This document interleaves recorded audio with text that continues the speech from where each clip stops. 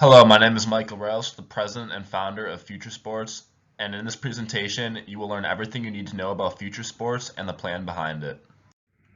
FutureSports is a sports memorabilia investment company that invests and sells game-use sports memorabilia such as jerseys, bats, or baseballs.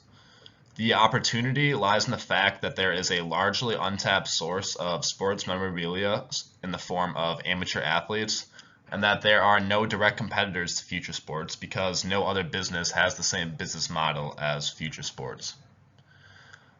The competitive advantage lies in the fact that by scouting out promising athletes when they are still amateur status, FutureSports is able to carve out a niche in the massive sports memorabilia market and hopefully become a major holder of investment-grade memorabilia in the future.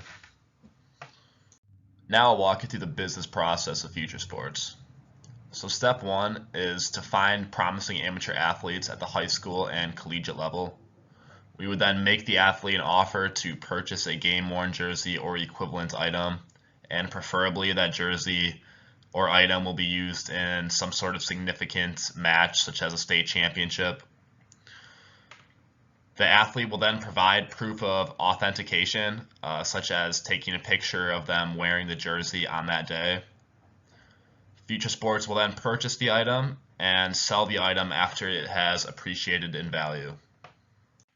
The sports memorabilia industry represents a $12 billion a year market and is part of a broader $370 billion collectibles market, according to Forbes. There are over 200 million collectors in the world, and 33% of those collectors own at least one piece of sports memorabilia. So the sports memorabilia market is obviously very large. When professional leagues started to sell their jerseys in retail stores, game-used jerseys started to gain popularity among collectors. While game-used is not currently a major shareholder in the collectibles market, game-used items can fetch exorbitant sums at auction, and there is a lot of room for the market to grow. A prime example of a game-used item fetching an exorbitant sum at auction is this game-worn 1920s Great Bambino jersey that sold for $4.4 million at auction in 2012, and it is believed to be the earliest known game-worn jersey by Babe Ruth. Another great example is the former President Barack Obama's high school basketball jersey, which became the most expensive high school basketball jersey ever sold at auction when it sold for $192,000 in December of 2020. Another example is this college football jersey being sold by Fanatics, which is a popular sports memorabilia website. The posting has almost no details other than the fact that it is game used, and it doesn't even mention the name of the player that wore it. I did my own research and found that it was worn by a Kansas State punter, and the fact that this is being sold for $300 just goes to show how much demand there is in the market for game-used sports memorabilia. FutureSports has no direct competition because no other company has the same model as FutureSports. The closest thing to a competitor is a website called The Player's Trunk, which allows college athletes to sell their own items. Now I'll walk you through the pricing model of FutureSports. So how much does FutureSports spend on items? The price of items will be negotiated between the athlete and FutureSports. Offers can range from $25 to the hundreds, depending on the caliber and outlook of the prospective athlete. On rare occasions, a deal might also include a royalty deal.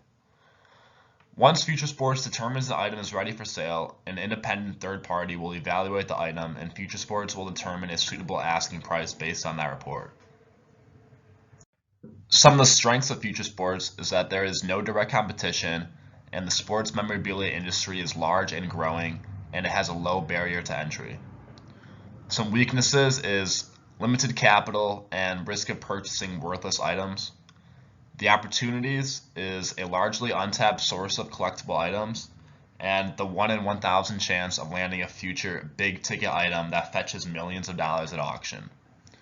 The threat is that amateur athletes sell their items directly to collectors. FutureSports will be centrally located in Austin, Texas. Austin is a business-friendly town with a central location, and it also has a thriving college and high school sports scene. The business is organized as an LLC, and the president and owner is me, Michael Rouse. To begin, the only facility need is storage space. Since FutureSports is an investment company with a long-term focus, there is no set timeline for profits. Some of the startup costs include $70 a month for storage fees and $600 worth of miscellaneous expenses, and I will be able to save money by creating the website by myself. FutureSports will use no loans and will start off with $25,000 in capital from my personal savings. That will conclude this presentation, and I hope you enjoyed learning about FutureSports. Thank you for your time and have a great day.